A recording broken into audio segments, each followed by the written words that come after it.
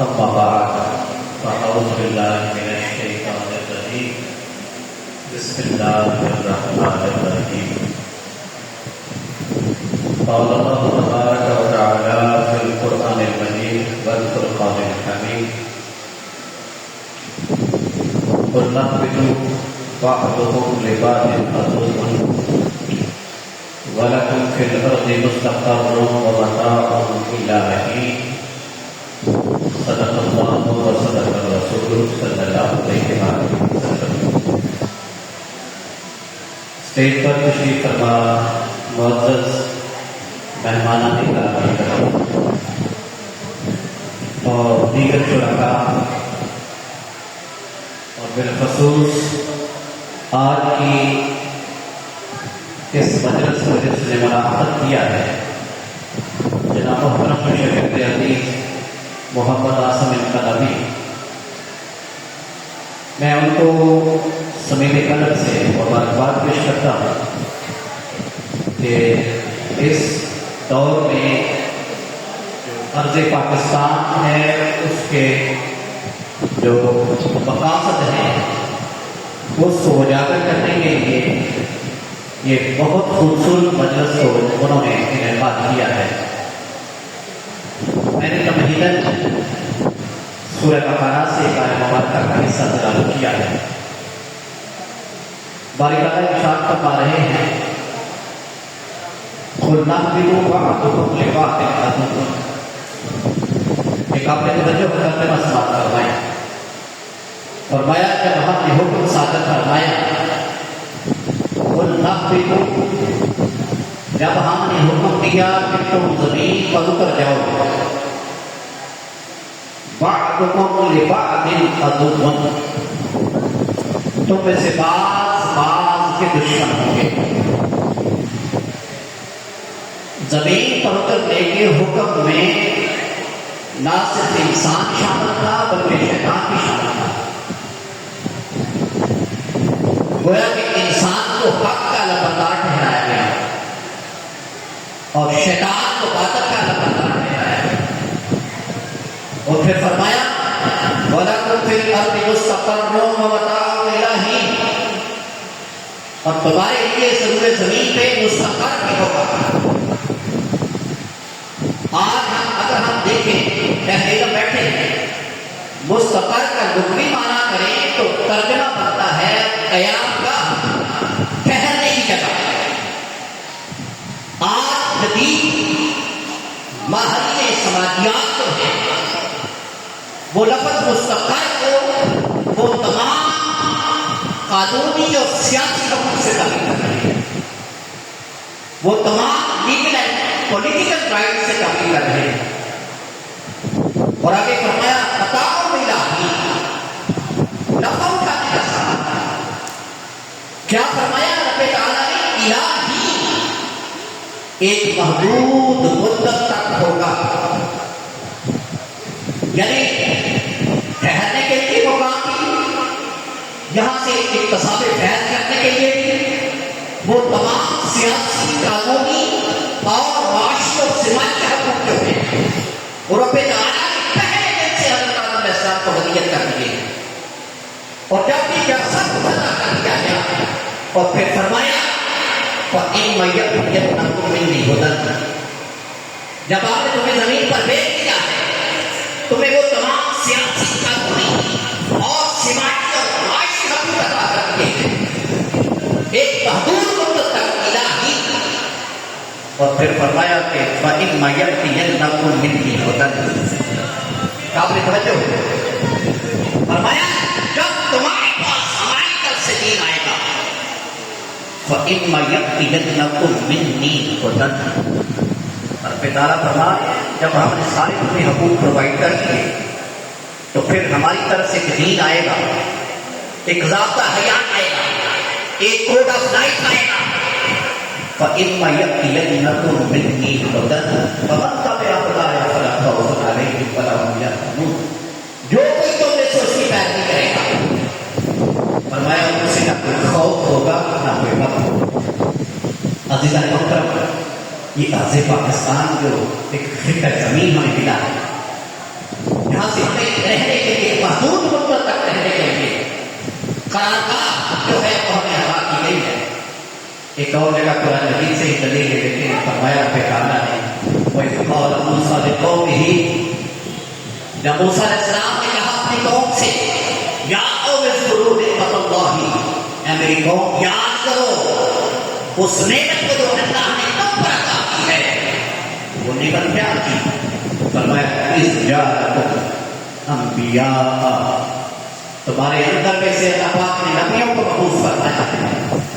وَجَعَلَكُمْ مُلُوكًا، اور تمہیں بادشاہ کو سلطنت عطا فرمائی ہے. اور آگے کیا فرمایا کہ جب تم میرے دین کے مطابق چلو گے نا، میرے دین کے مطابق زندگی بسر کرو گے، خواہ تمہارا معاشی کوشہ کیوں نہ ہو، خواہ تمہارا سیاسی کوشہ کیوں نہ ہو، خواہ تمہارا سماجی معاملہ کیوں نہ ہو، خواہ تمہارے معاشرتی معاملہ کیوں نہ ہو، خواہ تمہارے قانونی سیاسی معاشی جملہ میدان کیوں نہ ہو، اگر تم اپنی زندگی کو دین کے تابع ہو کے بسر کرو گے تو رب تعالیٰ فرما رہے ہیں وَآتَاكُم مَّا لَمْ يُؤْتِ أَحَدًا مِّنَ الْعَالَمِينَ، پھر ہم تمہیں وہ کچھ عطا کر دیں گے کہ جو کچھ ہم نے پورے عوالم میں کسی کو عطا نہیں کیا ہو. تو عزیزاً محترم، یہ خطہ زمین جو ہمیں ملا ہے یہ نعمت ہے اللہ کی طرف سے. یہ قائد اعظم رحمۃ اللہ علیہ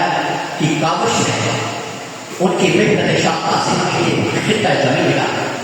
اور آج دیکھیں پوری ورلڈ کے اندر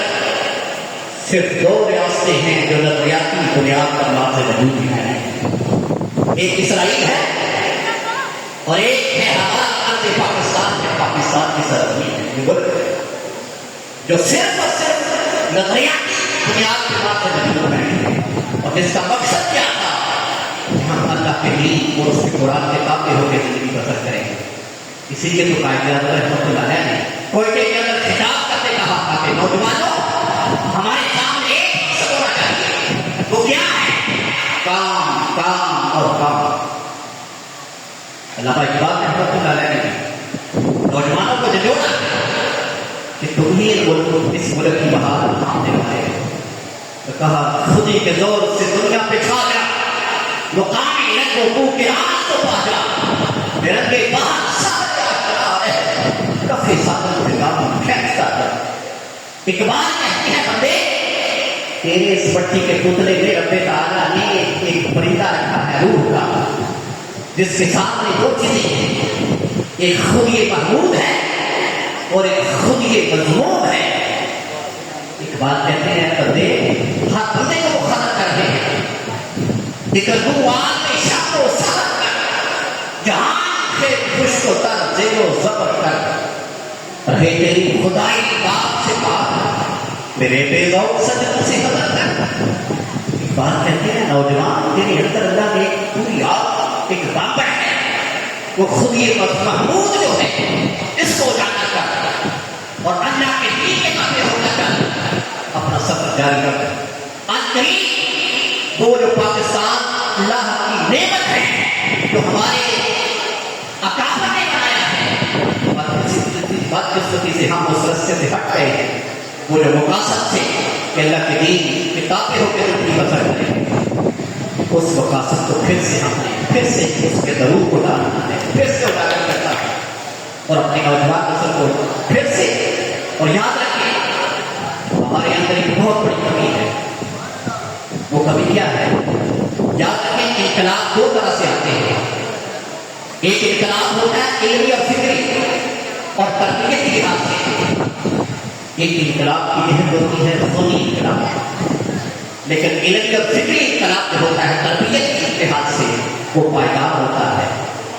وہ اسی لیے تو ہمارے قائد محترم نے ساری کی ساری جو ہے وہ علمی اور فکری اور تربیتی نقطہ نظر سے اس انقلاب کی طرف لگا دی ہے تاکہ نوجوانوں کی تربیت ہو، علمی اور فکری لحاظ سے تربیت ہو. آخری بات بہت خوبصورت حقائق ہے. پروفیسر ڈاکٹر وسیم صدیقی صاحب پنجاب یونیورسٹی کے اندر پڑھایا کرتے تھے. بہت خوبصورت بات بتایا کرتے تھے کہ ایک کسان کے دو بیٹے تھے. اس ایک کسان کے دو بیٹے تھے، ایک انہوں نے پڑھا کیا پی ایچ ڈی کر لی، ایک بیٹا بالکل من پڑھا کسی کے بعد ہو کر تھا تو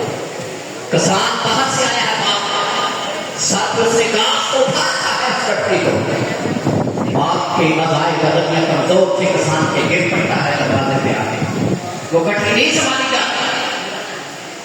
دونوں بیٹے برآمدے کے اندر بیٹھے ہیں، پڑھا لکھا بیٹا جس نے علمی سفر طے کیا تھا اور تربیت سے محروم تھا، وہ بیٹھا بیٹھا رائے کا اظہار کرتا رہا کہ ابو بہتر ہوتا اگر تو اس گھاس کی گٹھی کو نیچے رکھتا، پھر اس کو اٹھا کے اس کی جائے مقام تک اس کو رکھ کے آتا تو یہ بہتر ہوتا۔ پروفیسر صاحب کیا کرتے تھے تو ساتھ سے سمجھایا کرتے تھے کہ بیٹا بڑا لکھا بیٹا تھا، پی ایچ ڈی ہولڈر تھا، جدید علوم سے روشناس تھا، لیکن تربیت کا خدا تھا اس کے اندر، وہ اٹھانے رائے کا اظہار کرتا رہا ہے۔ اس سے میرے مقابل ان پڑھ بیٹا بیٹھا تھا، اس بیٹے نے کوئی رائے کا اظہار نہیں کیا، جب دیکھا کہ باپ کیا ہے کے ساتھ کیا ہے، وہ روک کے اس سے کھڑے ہو جاتے ہیں، جو اٹھتا ہے باپ کرتا ہے اور آ کر باپ کو کسان کو اٹھا کے چارپائی پہ بیٹھاتا ہے اور اس کی گھاس کی گٹھی کو اٹھا کے اس کی جائے مقام پر رکھ کے آتا ہے۔ پروفیسر ڈاکٹر اسد صدیقی صاحب مرحوم مقصود کہا کرتے تھے کہ وہ کسان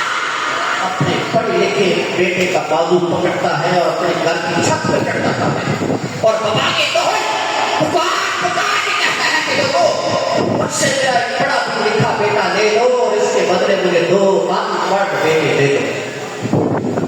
کہا کرتے تھے کہ کسان نے کیوں کہا؟ اس لیے کہا کہ بڑا خود تھا، تربیت کا خدا تھا، علم ایک اسٹیپ ہے، علم ایک روشنی ہے، اس لیے اللہ تعالیٰ فرماتے ہیں کشف محدود کے اندر اس علم کا کوئی فائدہ نہیں جس پر عمل نہ ہو، اور اس عمل کا کوئی فائدہ نہیں جس کی بنیاد علم نہ ہو۔ تو شخصیت کے اندر جب اثرات کو پسند آ جائے گا، آج ضرور اس بات کی ہے کہ جس طرح وہ کسان کا کی چھت پکڑ گیا تھا، لوگوں کو کہنے لگا تھا کہ لوگوں کو سے پڑھا لکھا بیٹا ہے، آج دیکھا جائے دور جدید کے اندر سوشل میڈیا ہمارے نوجوانوں کی ذہن کو تبدیل کر دیا، ذہن پراپت ہو گئے ہیں، علم اور فطری تربیت سے ہم دور ہو رہے ہیں۔ آج ضرورت ہے کہ ہماری کردار سازی کو نوجوانوں کی علم بھی ہو، علم نافع ہو، جس کی حضور صلی اللہ علیہ وسلم دعا کرتے تھے کہ مولا مجھے علم نافع عطا فرما۔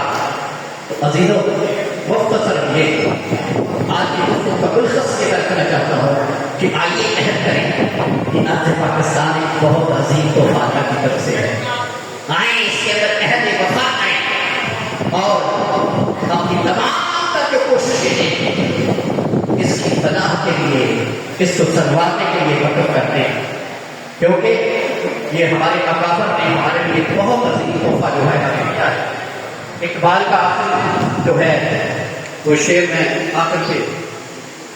آپ کے سامنے رکھتا ہوں، بہت خوبصورت ہے، آپ نے بھی جانتے ہیں کہ وہ میرے دم سے ہوئی میرے وطن کی زینت، جس طرح پھول سے ہوتی ہے چمن کی زینت، زندگی ہو میری پروانے کی صورت یار، علم کی شمع کو محبت یار، ہو میرا کام غریبوں کی حمایت کرنا، درد مندوں سے ضعیفوں سے محبت کرنا۔ اللہ تبارک و تعالیٰ ہمیں اس وطن سے محبت کی توفیق سعید اور عمل عطا فرمائے۔ وَقَّمَ عَلَيْنَا فِي الْأَنْوَارِ۔